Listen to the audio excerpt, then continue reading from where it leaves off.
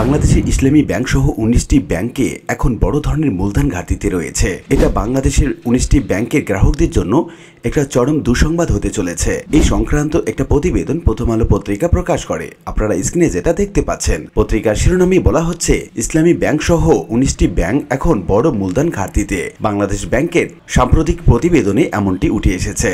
কি বলা হচ্ছে মূলত এই সংবাদ প্রতিবেদনে, কি বলা হচ্ছে সরকারের পক্ষ থেকে, আর কি বলছেন বাংলাদেশ ব্যাংকের গভর্নর, এই সংক্রান্ত বিস্তারিত তথ্য জানাবো আজকে ভিডিওতে। প্রিয় ভিউয়ার্স, আজকে নতুন ভিডিওতে সবাইকে স্বাগত জানাচ্ছি।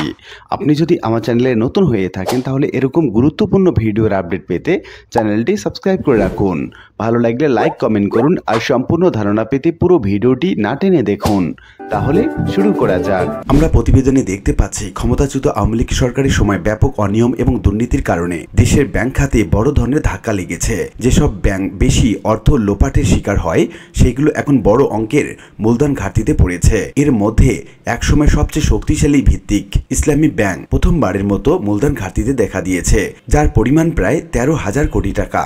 সাবেক প্রধানমন্ত্রীর ঘনিষ্ঠ বিবেচিত চট্টগ্রামের এস আলমের নিয়ন্ত্রণে থাকা শরীয় এবং প্রচলিত ধারার সব ব্যাংকেই এখন বড় অঙ্কের মূলধন ঘাটতিতে রয়েছে।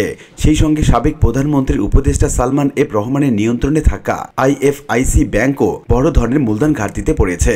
বাংলাদেশ ব্যাংকে 2024 সালের ডিসেম্বর ভিত্তিক এক প্রতিবেদনে এসব তথ্য জানা গেছে। এসব ব্যাংকে স্বতন্ত্র পরিচালক নিয়োগ করে পুনর্গঠনের উদ্যোগ নিয়েছে বাংলাদেশ ব্যাংক। আগে থেকে রাষ্ট্রীয় মালিকানাধীন এবং বেসরকারি খাতের কিছু ব্যাংক সমস্যার মধ্যে ছিল। এখন রাষ্ট্রীয় মালিকানাধীন শরীয় ভিত্তিক এবং বিশেষায়িত ব্যাংকগুলোর আর্থিক অবস্থা খুবই খারাপ হয়ে গেছে। তবে বেসরকারি এবং বিদেশি কিছু ব্যাংকের অবস্থান শক্ত অবস্থানে রয়েছে। একাধিক ব্যাংকের কর্মকর্তারা জানান, আগে সরকারের সময় অনিয়মের মাধ্যমে যেসব ঋণ বের করে নেওয়া হয় সেগুলো এখন খেলাপি হয়ে পড়েছে। এর বিপরীতে চাহিদা মতো নিরাপত্তা সঞ্চিতি রাখতে পারছে না ব্যাংকগুলো, ফলে মূলধন হারিয়ে ফেলেছে এসব ব্যাংক, যা দেশের পুরো আর্থিক খাতের স্থিতিশীলতাকে ঝুঁকির মুখে ফেলেছে। এ নিয়ে বাংলাদেশ ব্যাংকের সাবেক প্রধান অর্থনীতিবিদ মোস্তফা কে মজুরি প্রথম আলোকে বলেন, অনিয়ম এবং দুর্নীতির জেরেই ব্যাংকগুলোতে এখন বিপর্যয় নেমে এসেছে। এখন নতুন সরকারে এসে ব্যাংক খাতের অনিয়ম থামিয়েছে, কিন্তু কারো বিচার হয়েছে এমনটা জানা যায়নি। এছাড়া ব্যাংকগুলো পুনর্গঠন করে জোর তৎপরতা দেখা যাচ্ছে না। এসব দ্রুত করতে হবে। বাংলাদেশ ব্যাংকের প্রতিবেদন অনুযায়ী 2024 সালের শেষে ব্যাংক খাতে মূলধনজনিত সম্পদের অনুপাত নেমে এসেছে 3.08%, যা আন্তর্জাতিক কাঠামো ব্যাসেল 3 অনুযায়ী থাকা উচিত ন্যূনতম 10%। CRAR হচ্ছে একটি ব্যাংকের মূলধন এবং তার ঝুঁকি ভিত্তিক সম্পদের অনুপাত, যেখানে ঝুঁকির মাত্রা অনুযায়ী সম্পদের হিসাব করা হয়। 3 মাস আগেও দেশের ব্যাংক খাতে CRAR হার 6.86% এবং 2024 সালের জুনে 10.64% ছিল। গত ডিসেম্বরে রাষ্ট্রীয় মালিকানাধীন ব্যাংকগুলোর CRAR ছিল ঋণাত্মক 8.42%। এই হারে ইসলামী ব্যাংকগুলোয় ঋণাত্মক 4.95% এবং বিশেষায়িত ব্যাংকগুলোয় ঋণাত্মক 41.02% ছিল।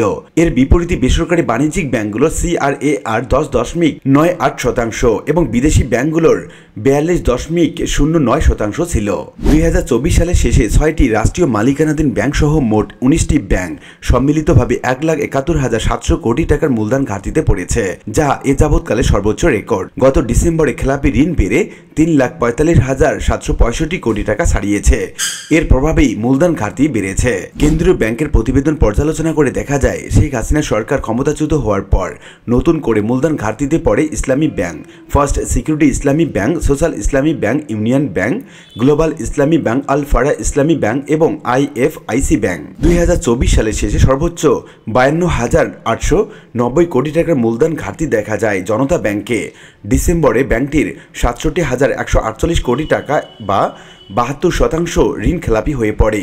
ব্যাংকটির সবচেয়ে বড় ঋণ খেলাপিদের মধ্যে রয়েছে Beximco group, S Alam group, Anontex crescent, Thermex and globe Janakantha group.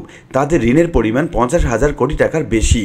রাষ্ট্র খাতের অন্য ব্যাংকগুলোর মধ্যে 2024 সালে মূলধন ঘাটতি ছিল এরকম: বাংলাদেশ কৃষি ব্যাংক 18,188 কোটি, রূপালী ব্যাংকে 5,192 কোটি, অগ্রণী ব্যাংকে 4,600 86 কোটি, বেসিক ব্যাংকে 3,156 কোটি এবং রাজশাহী কৃষি উন্নয়ন ব্যাংক বা রাকাবে 2,470 কোটি টাকা। বেসরকারি বাণিজ্যিক ব্যাংকগুলোর মূলধন ঘাটতি ছিল এরকম: ইউনিয়ন ব্যাংকে ছিল 15,689 কোটি টাকা, ফার্স্ট সিকিউরিটি ইসলামী ব্যাংকে 13,991 কোটি টাকা, ইসলামী ব্যাংক 12,885 কোটি টাকা, সোশ্যাল ইসলামী ব্যাংকে 11,708 কোটি টাকা, IFIC ব্যাংকে 9,029 কোটি এবং ন্যাশনাল ব্যাংকে 7,798 কোটি টাকা। এছাড়া পদ্মা ব্যাংকের 4,985 কোটি টাকা, গ্লোবাল ইসলামী ব্যাংকে 2,904 কোটি টাকা, IFIC ইসলামিক ব্যাংকে 1,900 কোটি টাকা, বাংলাদেশ কমার্স ব্যাংকে 1,600 কোটি টাকা, স্ট্যান্ডার্ড ব্যাংকে 1,862 কোটি টাকা, এবি ব্যাংকে 500 কোটি টাকা এবং আল আরাফা ইসলামী ব্যাংকে 254 কোটি টাকার মূলধন ঘাটতি ছিল 2024 সালে শেষে। তো উল্লেখিত আলোচনা থেকে আমরা এটুকু বলতে পারি যে বাংলাদেশের ইসলামী ব্যাংক সহ 19টি ব্যাংকে এখন বড় ধরনের মূলধন ঘাটতিতে রয়েছে। তবে বাংলাদেশ ব্যাংকের গভর্নর জানিয়েছেন এসব ব্যাংকের গ্রাহককে 4 থেকে 5টি বছর অপেক্ষা করতে হবে তাদের মূলধন সম্পূর্ণভাবে ফেরত পাওয়ার জন্য। সে পর্যন্ত সকল গ্রাহককে ধৈর্য ধরার আহ্বান জানিয়েছেন তিনি। আশা করি বিষয়টি বুঝতে পেরেছেন। আর আজকের ভিডিওটি এ পর্যন্তই। আশা করি ভিডিওটি আপনাদের ভালো লেগেছে। ভিডিওটি ভালো লাগলে লাইক কমেন্ট করতে ভুলবেন না। দেখা হবে অন্য কোনো ভিডিওতে। সে পর্যন্ত সবাই ভালো থাকবেন। ধন্যবাদ।